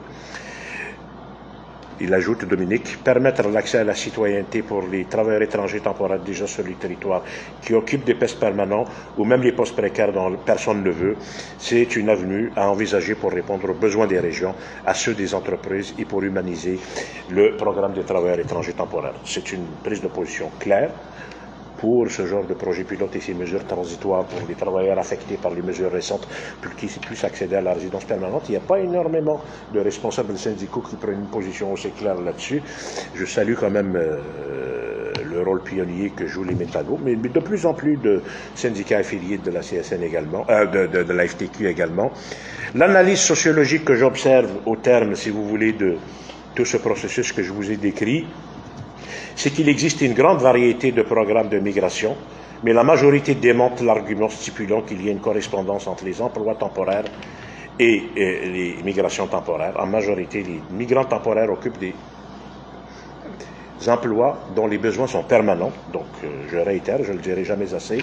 La majeure partie des migrants temporaires occupent des postes permanents. La précarité, donc, qui est la leur, c'est une précarité qui est liée au statut. Trois grandes logiques de fond se dégagent des observations que j'ai pu voir sur le terrain. Il y a donc surtout la volonté de faire en sorte que la catégorie des migrants les moins qualifiés puissent retourner dans leur pays d'origine.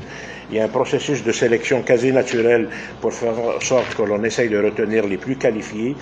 Et il y a une logique qui consiste à puiser ponctuellement dans le réservoir que sont les sans-papiers. Qu'est-ce que ça veut dire concrètement quand je dis ça?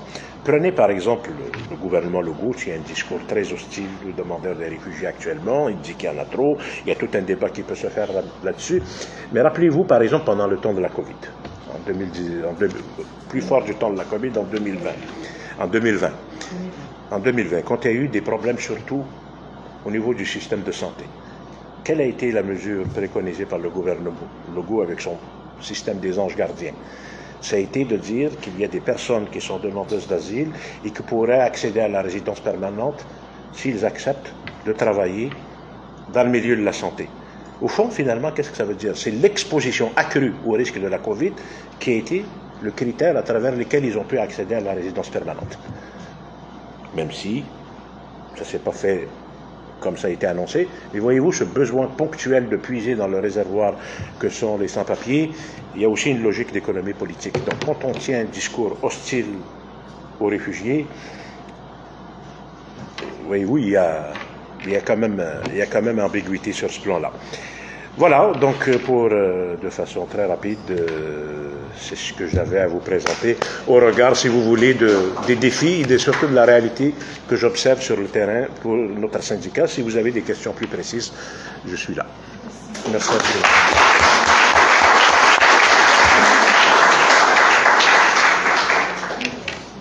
Oui, on va prendre deux questions. Il y a déjà deux mains levées parce qu'on est un petit peu serré dans le temps. Puis je veux m'assurer que les autres conférenciers aient aussi le temps de passer. Donc, allez-y, monsieur. Première question? Oui, en fait, c'est plus un témoignage. Moi, je travaille, je suis fier de recyclage, je travaille à la compagnie Matrec à Saint-Super. Ouais. On est syndiqué CSN et je suis le président de mon syndicat. Et depuis à peu près les années 2019-2020, nos patrons ont commencé à faire rentrer des employés temporaires et des employés placés par des agences de placement. Ouais, c'est ça. Et sauf qu'on ne connaît pas vraiment c'est quoi le statut, mais on constate que c'est surtout des travailleurs d'origine africaine et originaire du Maghreb. Sauf que, parce qu'on avait un problème, on avait un manque de main-d'œuvre, on faisait beaucoup de temps supplémentaire obligatoire. Donc, quand ces gens-là sont arrivés, leur aide a été très bienvenue, sauf que là, l'employeur a comme abusé. La porte était ouverte, puis ils sont allés à pieds joints. Ça n'a pas été long qu'à un moment donné. C'était devenu un modèle d'affaires. Hein? C'était devenu un modèle d'affaires de recourir aux travailleurs étrangers. Oui, mais si bien que ces temps-ci, les employés d'agence sont rendus majoritaires. Ça devient très compliqué, par exemple, quand on doit négocier une convention collective, si notre syndicat ne représente pas on représente seulement une minorité des travailleurs, faire des moyens de pression, négocier, ça devient presque impossible. Puis en plus, les patrons, ils jouent là-dessus, ils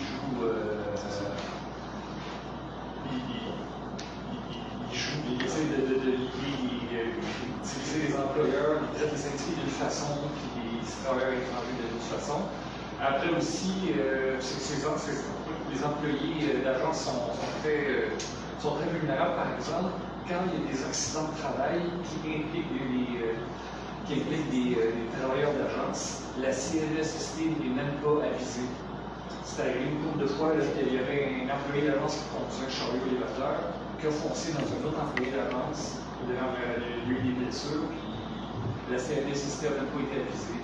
C'est le genre d'inconvénients, des retombées que ça a, non seulement pour les travailleurs temporaires, mais pour les syndicats de travailleurs permanents. Alors, nous, ce qu'on souhaite, c'est que ces gens-là soient régularisés le plus rapidement possible afin qu'on ait une seule catégorie d'employés, qu'on puisse mieux protéger tous les gens qui travaillent avec nous, que tout le monde ait les mêmes droits, les mêmes salaires, etc. Ça, c'est un témoignage de la réalité qu'on vit dans ce genre de contexte-là. Oui, moi, c'est un dossier qui m'intéresse beaucoup.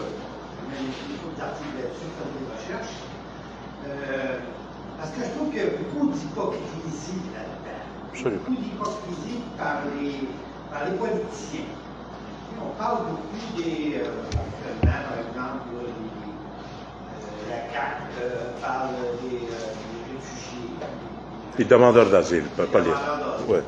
Ils focus beaucoup là-dessus, le vécu aussi.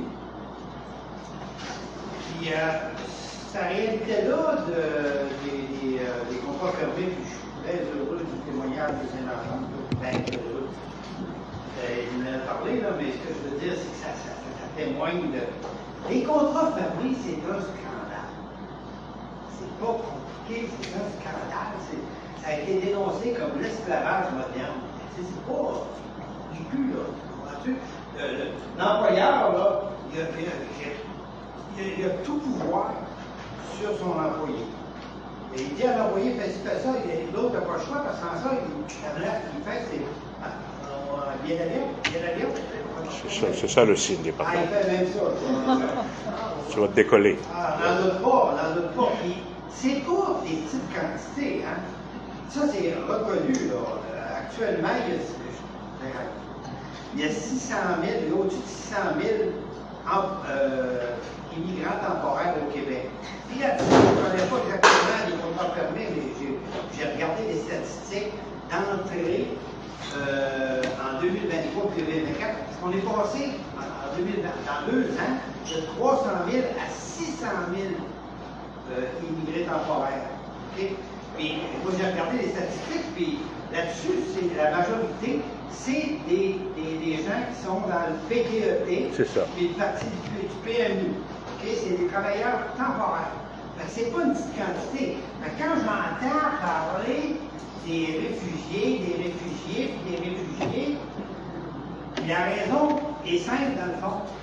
C'est que, aujourd'hui dans la presse, là, hein, la première page est là-dessus, là, pour les employeurs qui se plaignent. Hein? Parce que les employeurs, ils aiment ces employés-là. Hein? Ben, c'est leur précarité qui fait leur désirabilité. C'est ça. Je voulais juste dire un mot. Au départ, quand j'ai commencé à faire le tour des usines chez les métallos pensaient qu'on trouverait que des travailleurs, justement, en statut temporaire. Mais en faisant le travail de recensement dans les usines de syndiqués métallos, ce dont on s'est rendu compte, justement, c'est qu'on n'avait pas que des personnes à statut temporaire qui venaient par le biais du PTET. Il y avait énormément d'étudiants étrangers qui sont en région et il y a énormément de demandeurs d'asile. Il faut distinguer les réfugiés et demandeurs d'asile, c'est pas la même chose. Les réfugiés, c'est une fois qu'on est passé à travers le système de détermination, qu'on a obtenu son statut, on est réfugié. Mais en réalité, on ne devrait plus dire qu'on est réfugié. On est résident permanent et c'est tout. Demandeurs, ce dont parle monsieur, ce dont parle le Premier ministre, c'est les demandeurs d'asile. C'est-à-dire ceux qui rentrent et qui font une demande de statut de l'asile. Ceux qui sont en situation de demande d'asile, ils peuvent travailler, mais ils ont un permis de travail ouvert. Ils n'ont pas un permis de travail fermé. Ils ont un permis de travail ouvert, mais qui n'est ouvert que le temps du processus de leur cheminement en vue d'obtenir une réponse. Soit ils sont acceptés, soit ils sont refusés. Donc c'est une ouverture, entre guillemets, par exemple. Parce que si jamais ils n'obtiennent pas le statut de réfugié au terme de leur audience, ils n'ont plus de permis de travail. L'autre élément, si on rentre dans les technicalités liées au programme, là on se rend compte, oui, il y a les travailleurs étrangers temporaires qui viennent par le biais du PTET, mais à l'intérieur de ça, il y a énormément, beaucoup de personnes qui sont des conjoints également, ou des enfants, qui ont des permis rattachés au détenteur principal du permis. Donc il y a des personnes qui peuvent être sur le PTET, qui ont une épouse qui est étudiante étrangère. C'est ça qui fait la grande constellation des travailleurs étrangers temporaires. Et puis quand on est une personne dont le permis est attaché à son conjoint, il y a énormément de services dont on ne bénéficie pas. L'assurance médicaments, par exemple. Donc la précarité, elle est importante. Qu'est-ce qui fait qu'on se retrouve avec un nombre important de travailleurs à statut temporaire? Ça, c'est une grande orientation étatique. Il y a des appels de pied entre les programmes également. Vous avez les rapports de l'Institut du Québec qui analysent ça de façon très fine. Quoi qu'il en soit, donc, c'est un enjeu qui est très important. Là, on va avoir des consultations sur le niveau des migrations. Il y a des mémoires qui ont été déposées. Les acteurs syndicaux ont déposé leurs mémoires. Allez voir sur le site de l'Assemblée nationale. Je vous invite à les lire, notamment les mémoires de la FTQ, parce que nous, on ne produira pas de mémoire. C'est le mémoire de la FTQ qui fera office de mémoire pour les syndicats affiliés. On a creusé toutes ces questions. Allez voir les prises de position de la Ligue des droits et libertés, d'Amnesty International, du Centre des travailleurs et des travailleurs immigrants. Il y a plein d'acteurs de la société civile au Québec qui travaillent sur ces questions-là, qui se les coltinent dans une optique, oui, de bien commun, on pourrait dire, dans la mesure où c'est les droits humains qu'ils mettent au cœur de leur réflexion. Oui, monsieur? Une petite question. Malgré tous les travailleurs étrangers, etc., combien de ces travailleurs-là temporaires deviennent résidents permanents en moyenne par année? Combien il y en a? Parce que le 500 000 est toujours le besoin de base. D'autres meurent, d'autres vieillissent, d'autres prennent la retraite, d'autres ne reviennent pas. Mais combien de ces temporaires deviennent résidents permanents en moyenne par année? Ce qu'il faut, avant les chiffres, je ne vous fournirai pas de chiffres, je vais vous les acheminer, là, parce que j'ai pas... Mais ce qu'il faut savoir, c'est pour pouvoir accéder à la résidence permanente au Québec, pour la catégorie, comme je vous l'ai dit tout à l'heure, ceux qui sont dans la catégorie bas salaire du PTET, c'est très, très, très difficile, c'est impossible presque. Les critères, en tout cas, pour pouvoir accéder à la résidence permanente, c'est le niveau de formation, c'est le niveau d'expérience de travail et le niveau de maîtrise du français. C'est 3 critères importants qu'on appelle le système FAIR dans le langage, le jargon administratif. Donc, et les voies d'accès à la résidence permanente pour les travailleurs étrangers temporaires ont été gelées pour la plupart. Le programme de l'expérience québécoise a été gelé, les voies d'accès pour les étudiants étrangers ont été gelées. Donc, Là, le gouvernement vient de débloquer un programme. Je vous invite à aller le voir si vous voulez chercher des données, avoir des mots-clés pour savoir où vous dirigez. Regardez programme de sélection des travailleurs qualifiés. C'est l'un des programmes par lequel on peut accéder à la résidence permanente. Mais les chiffres, je n'ai pas les chiffres personnellement. Dans nos milieux de travail, chez nous, c'est très, très, très minime. Mais je pourrais me charger de vous trouver des données sur ce qui est de l'accès à la résidence permanente. Je m'excuse, je dois vous interrompre. Je vous les fournirai. Le temps passe et puis on va prendre trop de retard sur oui. l'horaire de tout le monde. Donc, j'invite Marc.